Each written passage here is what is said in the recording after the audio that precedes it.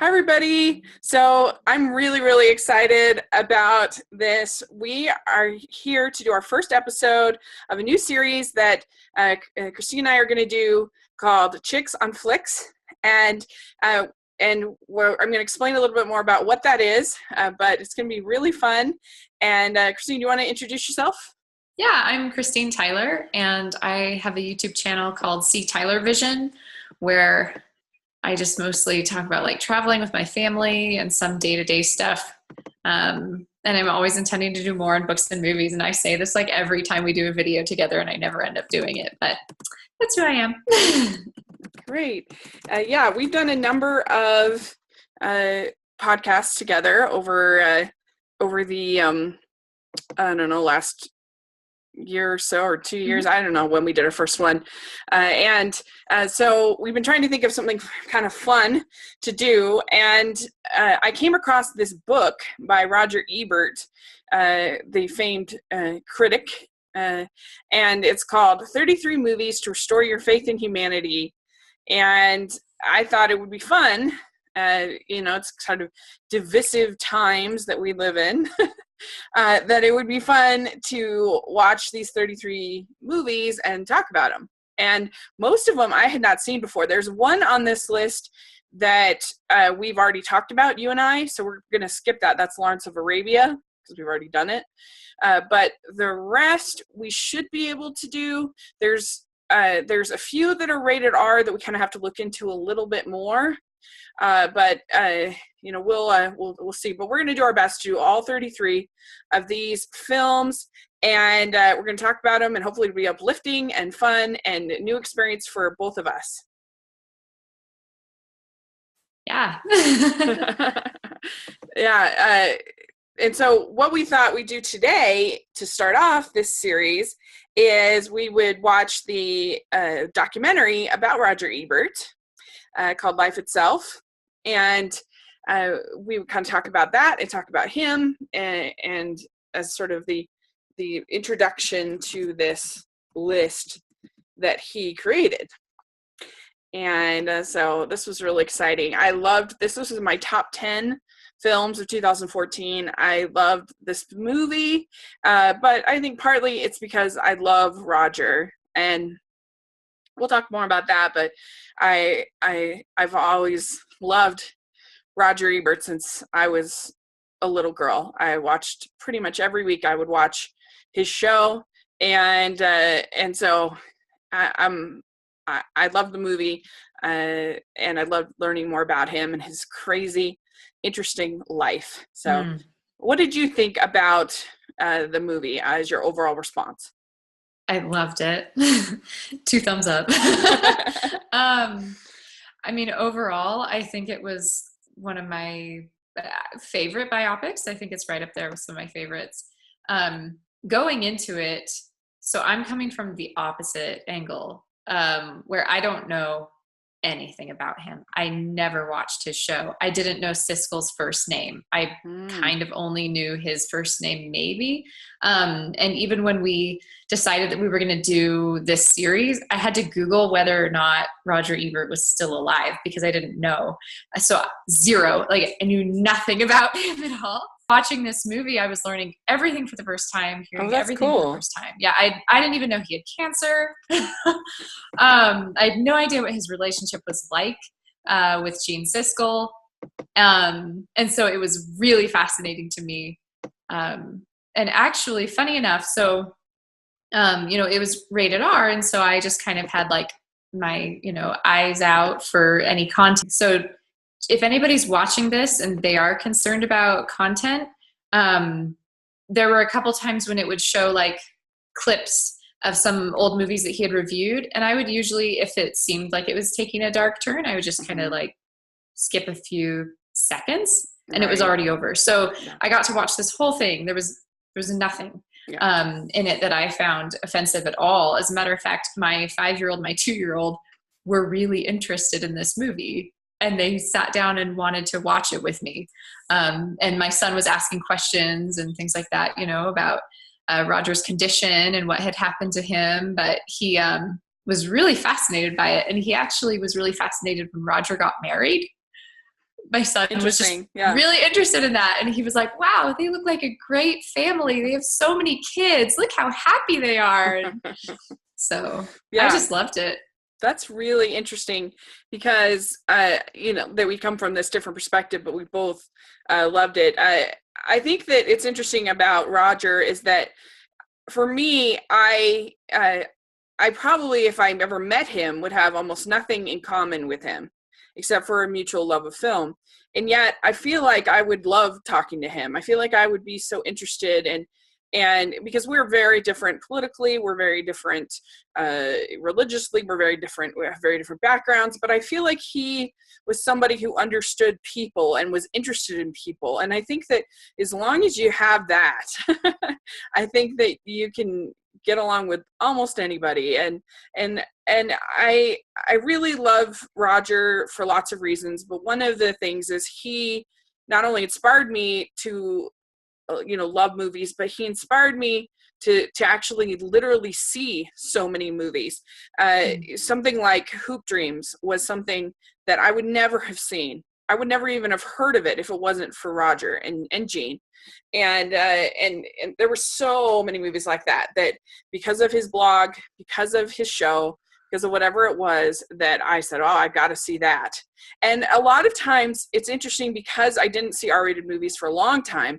A lot of the times the movies that he was talking about, I was never going to see, but I was still so interested to hear what he had to say about it.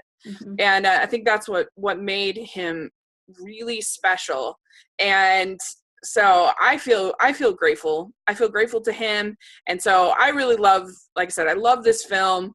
And it's not just it's not like it's not a groundbreaking documentary as far as the style or the, other things, but it's not like it's a total fluff piece either. I don't feel like I'm getting some kind of like propaganda piece or something like that, like some documentaries you feel, and it felt real, it felt honest, and I appreciate that about it.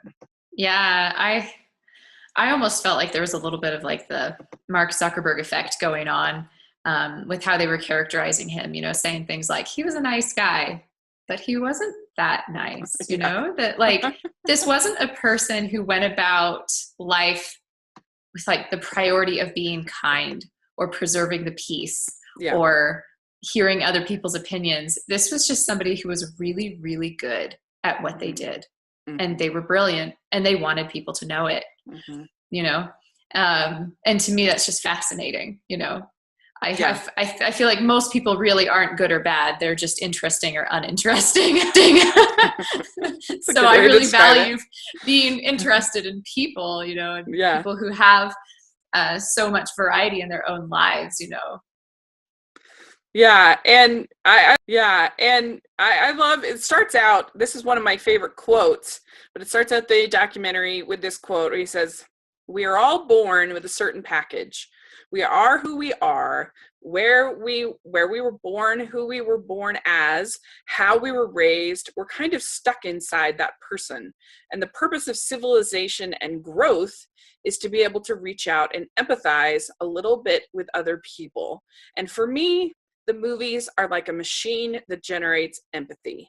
It lets you understand a little bit more about different hopes, aspirations, dreams, and fears. It helps us to identify with the people who are sharing this journey with us. I don't know. Do you have any thoughts about that? I just agree. Absolutely. I think that, and I would include books in that list, but I think movies do it in a different way. I think movies hold you by the hand a little bit more because it's giving you the image and it's, giving you a fuller version of the story it's telling. Whereas with a book, there's more leeway for how you interpret things in your own mind. I think that also it's a good argument for why people telling stories from their own personal experience is also something that should be prioritized. Like I heard someone say on Twitter once, and I don't know who it was, but they said that representation will never trump personal experience. Meaning, like, if you're telling, a story about a marginalized society or minority or something like that, like, I think it's okay for people, writing out of their lane to do their research. But I think we want to be celebrating, we want to be prioritizing people telling their own stories, because if this is an empathy machine, then we want to be hearing from authentic voices. So that's just kind of something that it makes me think of, where it may not necessarily be bad to have people telling other people's stories or, sharing experiences and things like that. I think that's good, but it's almost like it generates a lesser empathy because you're still having to go through their filter to get to someone else's story. I don't know. So yeah, I mean, I think that that it's impossible for any human being to experience everything, and whether it is, that's one of the great things about art and literature, as you say, is that it allows us to experience a little bit. Obviously, it's not the same as going through it yourself, but it allows us to experience a little bit more than we would in our own things. Even if it's a fantasy story, we can experience an emotion, we can experience a victory, we can experience a sacrifice in a way that can help us in our lives to empathize more with other people and to feel more bonded with other people. And I can think of many times when film has done that for me, even just recently with the Oscar-winning film Moonlight. Now, I am never, probably in my life, if I'm honest, am ever going to meet a gay Black kid that grew up in the inner city. I'm probably just not going to meet anybody like that. But I can watch Moonlight and I can walk in his shoes and I can feel his experiences and I can have more empathy for what he's going through. And I think that's a powerful, important thing. Yeah, absolutely. I had a conversation with my younger brother a couple months ago. We were talking about books we read, and he used to be really big on science fiction and fantasy, and lately he's kind of edged away from it. And he mentioned to me, he said, I like reading nonfiction or self-help books because I want the books that I read to be useful. I want them to make me a better person. And it's like, I get that out of fantasy. Like, that's exactly what a lot of other people are doing. I feel like I get more out of these stories where I can empathize and relate with a character than just being told what to do with a self-help book, right. Which may or may not actually be internalized, because I feel like books and movies, you're actively doing it, already participating in it. You're already practicing or exercising that empathy just by consuming it. Whereas with a self-help book, it's theoretical, right? Like, it's all just the idea of what you should do rather than you experiencing it for yourself. Well, and also, I mean, there are some great self-help nonfiction that do feel like a narrative in a way that draw you in. That can happen, but it's one thing to, just as an example, I'm not a big fan of the Al Gore An Inconvenient Truth movie. I know it won an Oscar, whatever, because it was just like Al Gore sitting in front of a PowerPoint, click, click, click, click, click.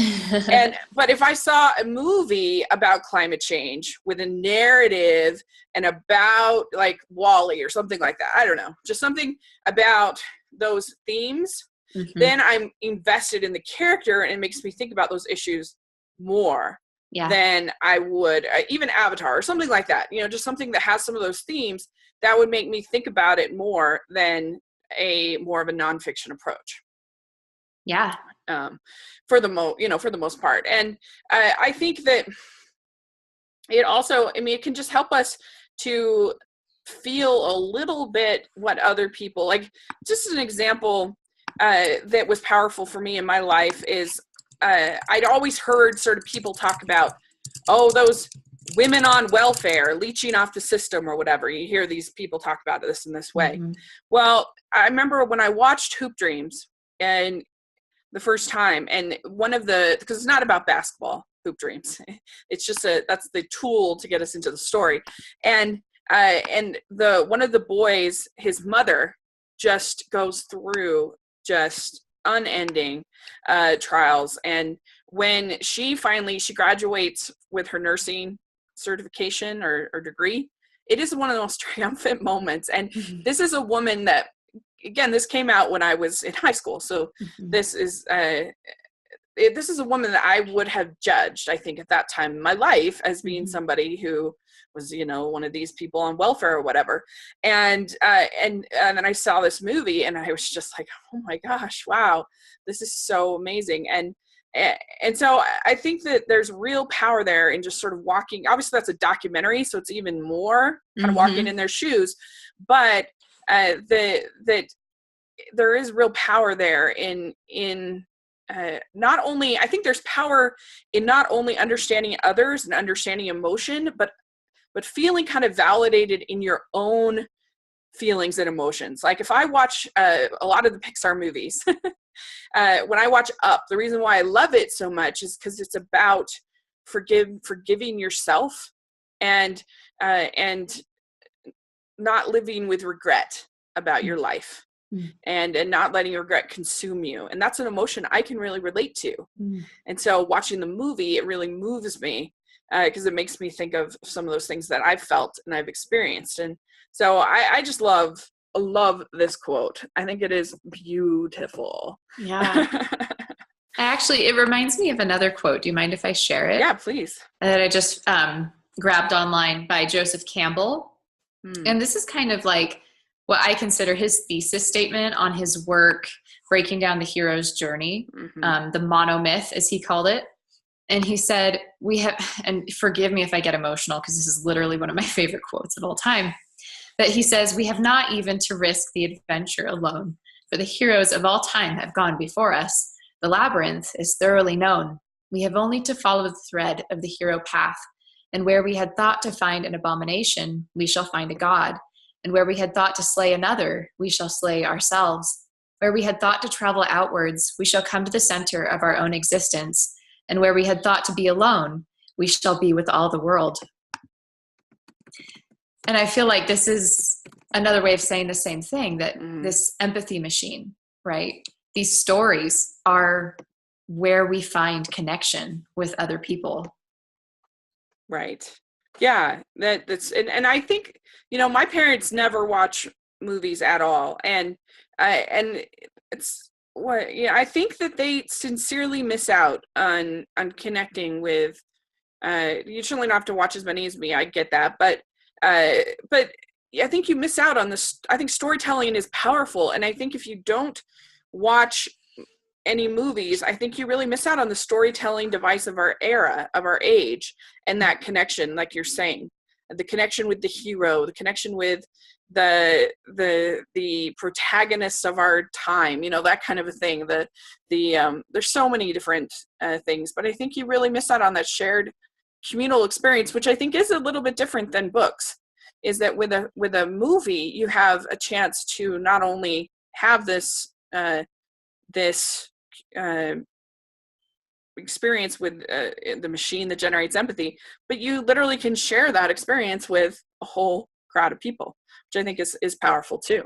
And I think there's something to be said for the fact that it can be done quickly. Yeah, I agreed. Because with books, I think that there's so much there, but it takes quite a bit, I think, to convince somebody to read a book. Especially if it's like a series of books, and each book in that series is 400 or 500 pages long, which is often the case, especially with fantasy. Whereas with a movie, it doesn't take a whole lot to convince people to watch it. So the shareability, I think, is far superior with movies. I mean, and not to get like political or anything, but like when I first heard of this idea of the all women Wonder Woman screenings, I was so happy. I love that idea so much. And I just thought, oh, that would be so amazing to have this like shared communal experience with women. That would be so great, especially now I've seen the movie. That would be amazing. And then it really bummed me out that people turned it into this like feminist revenge thing. But that's for another hour. But just that idea of like sharing this experience and sort of all sort of cheering, and all sort of, even if you don't really talk to each other, just something powerful there, I think. Yeah. Roger Ebert was born in 1942, June 18th, 1942, and the documentary starts out with his early life. It does flip back and forth a little bit as you see him being interviewed in the hospital, some other things, but I really like this quote that he gives. He says, "I was born inside the movie of my life. I don't remember how I got into the movie, but it continues to entertain me," which I really like. That's a great quote. And one of the cool things that I liked about this early section is just it was very nostalgic about something that we have definitely lost, and that is print media, print newspapers. Mm-hmm. And he worked full-time for the local newspaper by the time he was 15. And this whole idea of sort of local news and a local newspaper, that's sort of a dream of children today. No, not really. Mm-hmm. I don't know, was that interesting to you at all? It was. I think it kind of gave way to the stronger story that came later in his life. Yeah.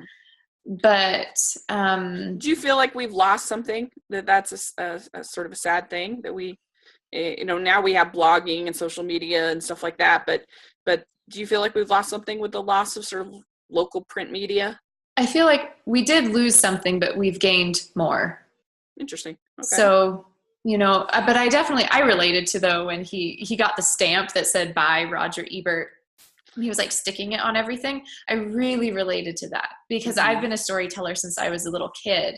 And so that was so like what I would do. I mean, I would bind my own magazines and I would write my own little news stories and things. Like one time my guinea pig bit my finger. I did a whole news story on it where I like drew the wound and drew the guinea pig and I like presented it to my family members, and I was like, look what happened today. My sister and I would do the same thing, and we would create these little newspapers. I still have them in storage, but we would even do our own political cartoons, our own comics. There's one that's so great where I give an update on the Democratic convention, and I'm like, Bill Clinton's doing very blah, blah, blah, blah, blah. And I feel like, and that was something we did on our free time, our just for fun and to entertain ourselves. And I feel like that's something that has been kind of lost. I mean, you're a mother, so you know more than me, but the idea of kids, like, I just don't think that kids are going to do that kind of thing now. And the idea of sort of creating your own kind of entertainment in that way and telling your own stories and kind of chronicling your life, a lot of that stuff has been kind of lost. And I guess I felt a little bit nostalgic for that. I mean, like you said, we replaced it, and maybe we have replaced it with better things, but I made me think back on those little newspapers we would do. I would even do movie reviews in these little papers. I don't know. So that was a lot of fun. I know. Yeah, you're triggering so many memories for me right now. I wouldn't say better. I mean, I wouldn't say it's better now, but we have more, and it's just different. I mean, because the thing is when we were making these, a lot of the times, yes, it was for fun, but there were also a lot of delusions of grandeur accompanying them, where it was like, we're going to be, world-class journalists someday, and this is us practicing. And the thing is I see that a lot with kids doing social media, where they're like, we're going to create this, awesome new account. It's not so much blogs with kids, but whatever it is they're using, where they're like, and then we're going to be famous, we're going to be rich for no good reason. And I don't think that that's unique to like this new generation. I mean, I think that was, prevalent when I was a kid too. It was like, yeah, we're going to be rich and famous, we're going to do this thing. And now they actually have the opportunity to put it online. I think there's some pros and cons to that, but it's interesting. Yeah, I don't know. So I don't know if it's killed that spirit of chronicling and creativity, but I think it's definitely changed the landscape. Changed it, for sure. Okay. Yeah, I also really liked, he said, I can write. I just always have. On the other hand, I flunked French 5 times. And it kind of made me, this is something I've thought about a lot of times, that, this idea, and I do think obviously there's value in education, but at a certain point, do we kind of waste time educating people in stuff they just will never be good at? You know what I mean? Like, I'm just not a math person, and I certainly agree that a certain degree of algebra and stuff is really important, and I'm glad that I learned that stuff. But it would have been a waste of time for me to have taken trigonometry, or for me to have taken calculus, or for me to, you know what I mean? Even if those things are very useful for many other people. And I don't know, I just thought that was really interesting that, sometimes I think maybe we should sort of focus in on more what are their natural gifts, and what are they, and let them hone in on those things. From, like, he was working full time in a newspaper at 15. And we think that teenagers, we think that children are so incapable of doing things, when in reality, if oftentimes, in my experience, if you give them the chance to do it, then they do a really good job at it. Or they surprise you at the very least. We get onto his college newspaper, and he was kind of a big star in this college newspaper. Urbana, Illinois, I think it's what it was called, the school. And he was very bold.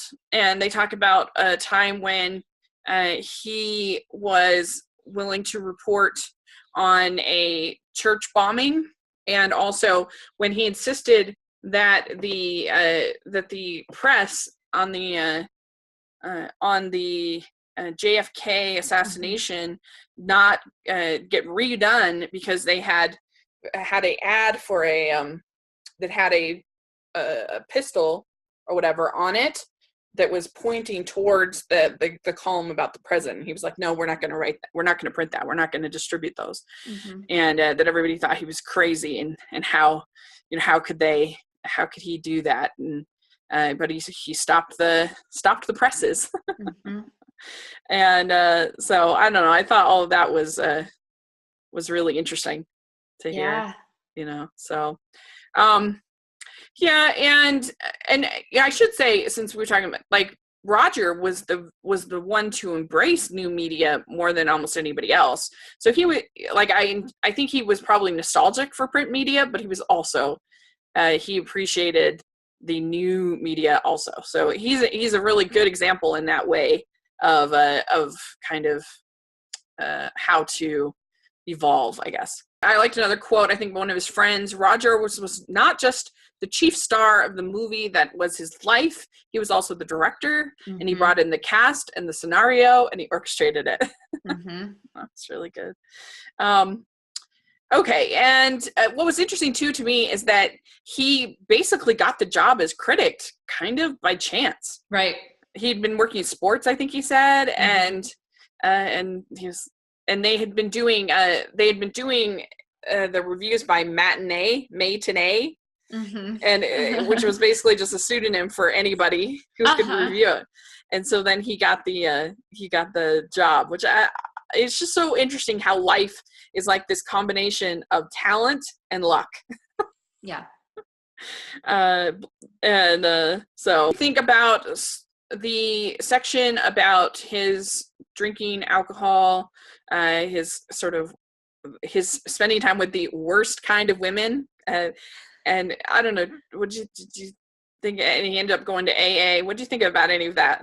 I mean, I think that if I got to sit down and ever have a conversation with him, I would suspect he would agree with me about the statement that there's not a whole lot of things that are good and not a whole lot of things that are bad. There's really just things that are interesting, because I feel like that kind of personality gets drawn toward a lot of those self-destructive behaviors just because of the way that they grab your attention, and because of the way that they generate excitement in your life. And sometimes I mean, and it's not really the wise in your life. And sometimes I mean, and it's not really the wisest way to go.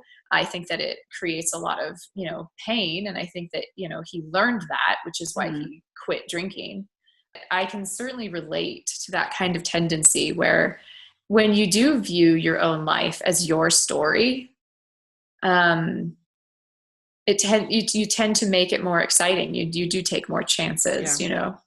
So a lot of value judgments on those things. And I know I'm jumping a little bit ahead, but I feel like that attitude there is reflected in his attitude before he dies, where he was like, I'm okay with this. I had a great first act, a great second act. I'm in the third act. Isn't it interesting? Mhm. And then I'm going to die because all stories end. And so it's kind of this very objective way of looking at your own life, the good and the bad, and just saying like, wow, wasn't that a wild ride? I can picture just it seemed like to me that it was almost more the social nature of it that was the big draw. And I could definitely picture myself being drawn to that kind of a thing because I am a very social person.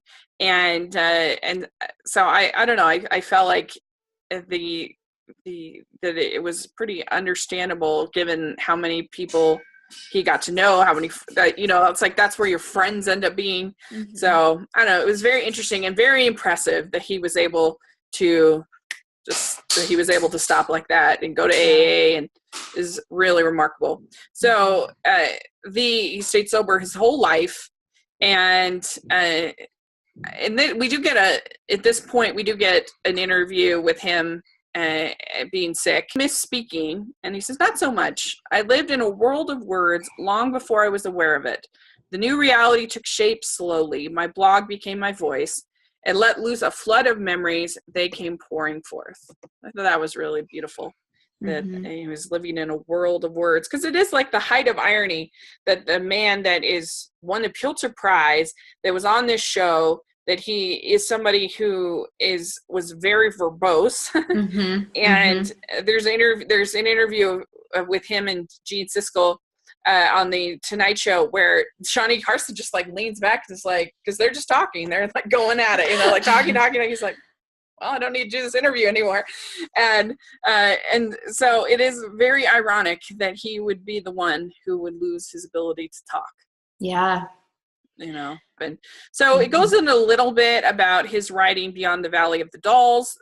This was his movie, that his only screenplay that he did, and it's I've never seen it, but and they go into a little bit about that, and then they also talk about his appearances at the Conference of World Affairs, which I thought was interesting, that he was able to bring in kind of movies into something like that. That just shows how this same man who writes Beyond the Valley of the Dolls is like speaking at this conference on world affairs and giving a 5-hour lecture on oh my gosh, I would have just died to be at one of those screenings where literally like shot by shot, he called it cinema interruptus, and the only thing I've seen close to it is he has a audio commentary of Citizen Kane. Oh, it's so great. It's so interesting. Yeah, it's fabulous. And so it just would be so interesting. You would learn so much. And he just covered the gamut kind of he wasn't a snob. He's somebody who gave a thumbs up to Home Alone 3, and he's somebody who loves French art house cinema, like new wave films. So he really was kind of the whole gamut there, which I appreciate. And it talks a little bit about his wife, that he says, she saved me from the fate of living my life alone, which is where I seem to be heading. And I think she's a pretty remarkable woman. Yeah, I was impressed. Yeah. It is interesting too how much things changed for him with his marriage. It seemed like it really brought out a softer, happier, more optimistic side of him. Yeah, and that he had this softening. Like, I loved Gene Siskel's wife talking about, you know, that he was the one who would take a cab from her when she's 8 months pregnant. and it's really, really interesting. And then she just was so strong. I mean, it is hard to be a caregiver, and I really admired her. And I admired her when it was happening, but this was even more so. Watching this, it was just how strong she was. I really appreciate that. And so let's see here. What else? Then it talks a little bit about, it goes into Gene Siskel.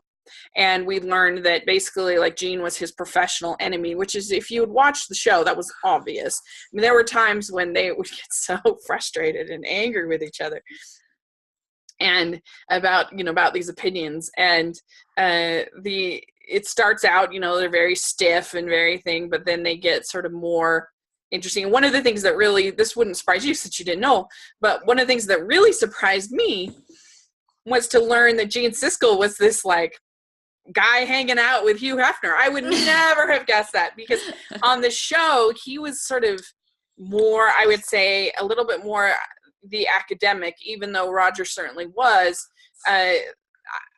He was, I would have said that, that I think it says in the documentary that Roger was more of the populist, and I would agree with that.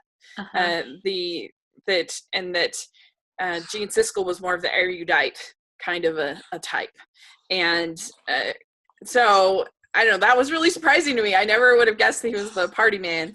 I liked, said their differences made them a sitcom of two guys who lived in a movie theater. So, and if you really should, I wish that someday they would actually release all the seasons or whatever on, it's probably just be a copyright nightmare, but I would love to have that. But if you ever, there's a bunch of the clips on YouTube and stuff, and you should watch them because they are just the best. A little bit about how the show got some criticism because of this thumbs up, thumbs down, and how the sort of the commercialism of criticism, and that this had been sort of bad. They have, I think his name is Roger Corliss, I think, on there, who'd written this piece against the show. But I certainly didn't feel that way ever as a kid watching the show. That it was one that like I said, I learned about so many movies through him. And I thought that, I don't know, it was really interesting. And then it goes into a little bit about the influence that he had with different filmmakers. Like Werner Herzog's on there, Errol Morris is on there, Martin Scorsese is on there, and what Roger and Gene said about one of his films, it really got him out of a dark place and got him to, I thought that was pretty moving, that he said, and Werner Herzog says, he reinforces my courage, and that was really a neat thing. And you had this idea that Roger was really interested in these filmmakers, and he's in these people, but he was also still going to be tough on them. He was not going to write, fluff pieces. Like, he was tough on that Scorsese film. I forget which one, but and he was kind of like, oh, okay, he's not going to give me a pass. So that was really interesting. And think about sort of criticism today, the art of criticism. Do you have any thoughts? Yeah, a lot, but I'll keep it short. No, please. Because, so first off, when I was a kid, not knowing anything about him, not knowing he had a show, like I literally did not know he had a show until I watched this documentary. I didn't even know, this is where you're going to be like, what? I didn't even know that he wrote reviews until like maybe a year or so ago. I think it might have even been watching your channel. You like referenced a review that he had done, and I was like, oh, and then I went and read it, and I was like, oh, he does these. They're like essays. Oh, I had so no good. idea. I thought that he just like blurbed stuff, you know, where you'd be like, a fantastic, riveting, gritty ride, you know, and 2 thumbs up. And I remember being a kid and all I'd ever hear was 2 thumbs up on all of these movies. And they kind of talked about that phase in time where they were giving like everything 2 thumbs up, and that was this like big thing, and they were so well known. Mm-hmm. And I just remember that phrase all the time, like Siskel and Ebert give it 2 thumbs up. And I remember thinking as a kid that this was a scam and that these 2 guys just got really popular and they gave everything 2 thumbs up so that people would know who they are, value their 2 thumbs up, and then they give more things 2 thumbs up. I thought that like that was how they did their job and that they were just doing it for everything. And so I can see how maybe for like a younger critic that was trying to break in during that time where the 2 thumbs up was just like on everything. It was almost like a slogan. And I'm sure it wasn't actually on everything. I'm positive it wasn't, but it seemed like it was. Yeah. And so when they mentioned that somebody kind of pointed this out, I was like, oh, that's really amazing. Because I remember that like point in time, commercialization of criticism on YouTube happened with BookTube, which is this corner of YouTube where people would talk about books. And I got into BookTube just like watching the videos around 2009. And the people who I guess kind of started it, they never said, we are creating BookTube, this is a thing. They were just people who wanted to talk about books and didn't have anybody to talk about them with. Maybe they had just started college, or they just didn't have any friends or family that had similar tastes. And so it was very genuine and it was very thoughtful. The videos were often really long where they would just sit and talk about this book. And the thing was the more popular they got, then they became a marketing tool. And I don't think any of this is bad. Like none of this is unethical in my opinion. It's just what happens. And so then book publishers and authors were sending these people their books in order to get reviews because they had such large followings. And then more and more and more money gets involved because of the pull that these people have. You know, like some of these booktubers, if they were really excited about a book, that author might end up with like a movie deal, and you could literally watch like where it happened and who was influencing that. And so even now there's so much money in BookTube that a lot of people have become really disenchanted with it as a whole. So much of what this process was that they were talking about in this documentary here, you know, where people become critical of the criticism. So, I mean, yeah, I think it's just kind of the natural way of things. I think that it's kind of unavoidable. Yeah, and what's interesting is that now we have the equivalent, the modern equivalent to thumbs up and thumbs down is, of course, the rotten and fresh tomato on Rotten Tomatoes. And I just did a defense of Rotten Tomatoes over on my blog. You should check that out. I'll put a link in the description. But the interesting thing I think about Rotten Tomatoes is that it's actually an amalgam of many critics, and so it's an aggregator, and so it's different. It's not just 2 people like you had with Siskel and Ebert. But the nice thing about Siskel and Ebert is that if you watched the show and if you read their work, you could understand what the thumbs up meant and what the thumbs down meant. That because you got to know that, oh, this is their taste. This is the kind of thing that Gene likes. This is the kind of thing that Roger likes. And so it was, sometimes they surprise you, of course, but that's, I think still, you can still have now with critics, like, but it takes a little bit more work because there are so many, and it's not just these 2 people that you could get to know, and you could kind of rely on, oh, I agree with Gene more of the time, I agree with Roger more of the time. And so I don't know, it's an interesting kind of a thing. Like we've expanded the number of voices that we have out there, but in some ways that is helpful, in some ways that's less helpful. His influence on all these different filmmakers and all these different someone like Errol Morris, who's this documentarian who makes these crazy wonderful movies. His movie Gates of Heaven about these pet cemeteries is so good, and nobody would have seen that movie without Roger and Jean. Mhm. And it's the same thing with Hoop Dreams. I mean, nobody would have seen that movie. And the director of Hoop Dreams made this movie, by the way, I should say.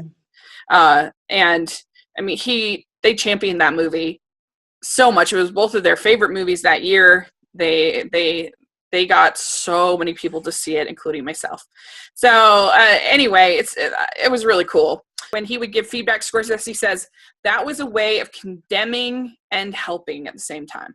Mm-hmm. When he would give that, I think that is true, because he didn't just say, oh, I hated it, blah, blah, blah. He would really explain it, and and some of the things that frustrates me now about doing criticism is because everyone is so, I call it spoiler phobia, where they any detail is considered by certain people as a spoiler. And so it's really hard to talk about things.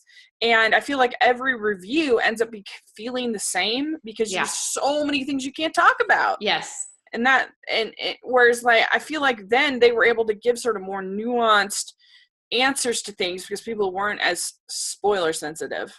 Mm-hmm. So I also liked, I think this was Gene Siskel, says they didn't care what anyone else, thought about anything as long as they could persuade the other. And not just about movie reviews, about anything in life. I think that is helpful in a way when you have that person who is really different from you in your life, and that kind of challenges you and says like, nope, think about this a little bit more. Why are you doing this? And you can kind of really, so you're not just sort of going on automatic, I guess. It makes you think about things. I don't know. I was surprised at how much I related to the character, of Roger Ebert. Because I mean, I used to be obsessed with my own opinions. And I felt like they were so brilliant. I had a responsibility to not only share them with people, but to try and, coerce them over to my side and my way of thinking. And it just felt so important to me. And I would write because I felt like I had to get these things out. Like I was going to make the world a better place by sharing my opinions. And just in the last few years, I mean, I got a little bit more tactful, like as I got older. But just in the last few years, I have felt so personally bombarded with opinions. Just opinions in general. Like I actually have a hard time even walking into a Barnes and Noble because I'll feel emotionally overwhelmed by the amount of people who want to share their opinions. And it's like, I can't read it all. And so I'll feel overwhelmed by that. And like, I'll get on Twitter or Facebook. And the thing is my sister and I, we were just having this conversation yesterday. We'll do the same thing where we'll read someone's opinion, and we are very powerful empathizers. And so we'll immediately try on that idea. But the thing is if I spend too much time on Twitter, it's like I'm trying on every single idea. I'm looking for a way to empathize with every single idea. And whether the ideas are, good or bad or interesting or not, I'm exhausted by the end. And just from this inundation on social media, I have found this disenchantment with my own opinions. Interesting. Which has everything to do with why I'm always saying I want to talk about books and movies on my channel, but then I just don't, because I just don't see the value in it anymore. And so with Roger Ebert, I see this man who lives in a time before this massive inundation where like he can share an opinion and it is a special thing, whether he hated the movie or not. Like it's valued, and it's not Rotten Tomatoes where it's, an amalgamation of everybody's opinions all together. It's just his. And so in that way, I think it would kind of be like a little bubble for him where he can live. And it's like, everything you have to say is a golden treasure, to humanity. Like you're gracing us with your opinion. And I guess how that's totally valid. I guess the way I looked at it is that when my parents were very good about kind of challenging us on our opinions on things. And, so they really discouraged mindless consumption, my parents. And so we would watch something And my parents would say, well, what did you think about that? Why did you like it? What are the reasons that it worked for you or didn't work for you? Let's talk about it. Kind of, and we would have these very animated discussions about things. And because my brother and I are worlds apart on almost everything. And literally, like, we are so different. It's hard to believe that we had the same upbringing. And I don't know, I feel like that benefited me a lot in my life, to be able to not just sort of consume mindlessly, to really think about things and think about what I thought about them, and think about, and having that kind of, I guess,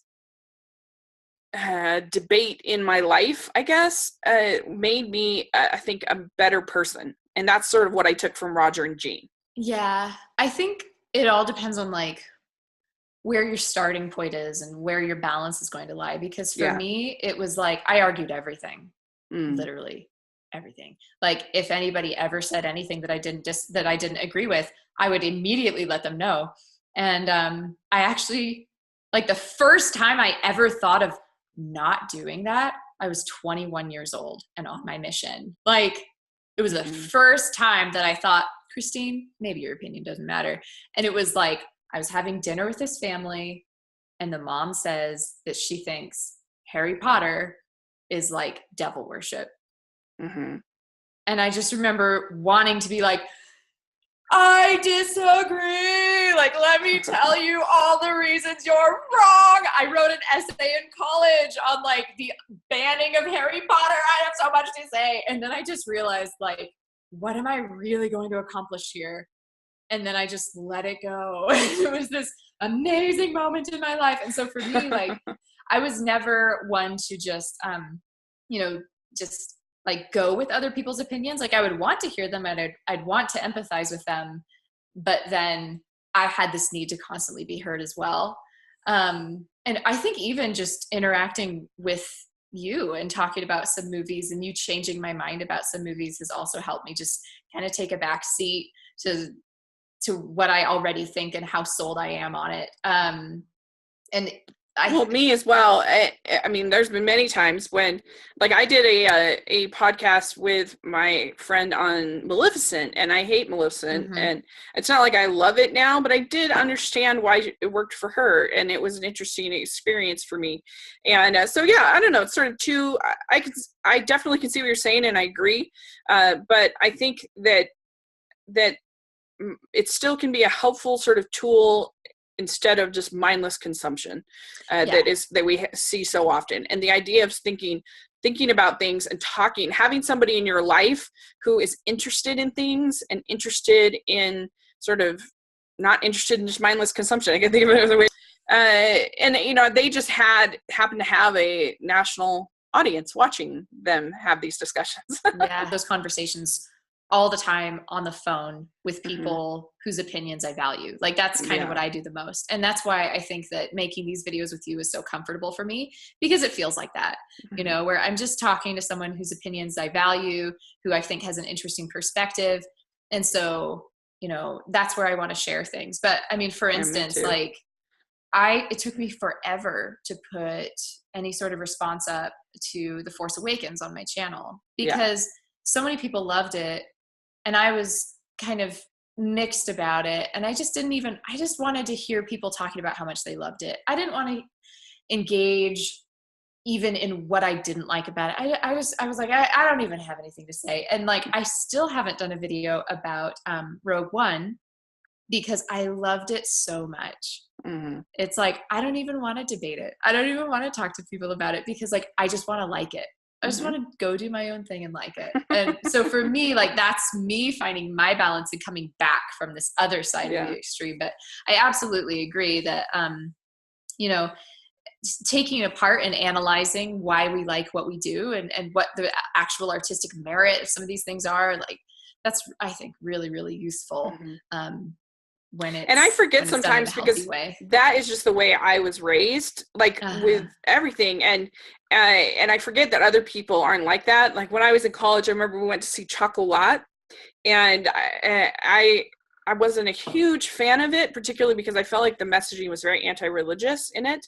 And so we're driving home, and I remember my friends were all like, "It was so romantic. It was so blah blah blah blah blah," and I was like, "What?" They make the priest out to be just this idiot, and there's things that they're saying about sin and blah blah blah. And I'm saying all these things. I haven't seen it since then, so I can't remember all my sort of objections, but that's how I felt at the time. And I was saying all these things, and they were like, "Ugh." Buzzkill kind of a thing, but that's just the way I was raised. So it's an interesting experience. But anyway, okay, so then Gene Siskel, and they have this show, and you see this whole thing about his show. They were one of the first shows to really monopolize on national syndication. That was an idea that he actually ended up becoming friends with Oprah, because they're both in Chicago. Mm-hmm. And he was one that actually inspired Oprah to go in syndication. So it's interesting. Mm-hmm. Interesting. And so there's some stuff there. And then so Gene Siskel ends up getting brain cancer. And this was interesting, I thought, because Gene didn't tell anybody, because he didn't even tell his kids, because he just wanted to have that last year of his life be happy. And he didn't tell Roger, and Roger was really devastated by that. It really wounded him, because they were friends, even though they were foes in a way. And Roger kind of decided that he would never do that if the same thing happened to him, which I thought was just to see their different approaches to death and privacy, I guess, in a way, and friendship. It reminded me of something that I hope isn't like an offensive comparison, because it's a fraction, less than a fraction of the actual situation. But it reminded me so much of when I went on my mission. And when I first came out, we had a lot of really trunky missionaries. Trunky mm-hmm. meaning, of course, you know what it means, but for anybody else listening to this, trunky means that you're sitting on your trunk waiting to go home, and you're obsessed with going home, and you're counting down the days. And so when I first came out, some of the missionaries that were in leadership positions were saying, don't tell anyone how long you've been out. If people ask, say either just under a year or just over a year. Mm-hmm. And they were like, because you don't want to focus this whole time on going home, and you don't want to spend your last few months on your mission saying goodbye to people and, not teaching lessons. And so I just had that in my mind, because that was how I was trained as a missionary. And so my last transfer of my mission, I was still saying just over a year when people asked me how long I'd been out. And I was even training a new missionary my very last month or so on my mission. And she didn't know that I was going home.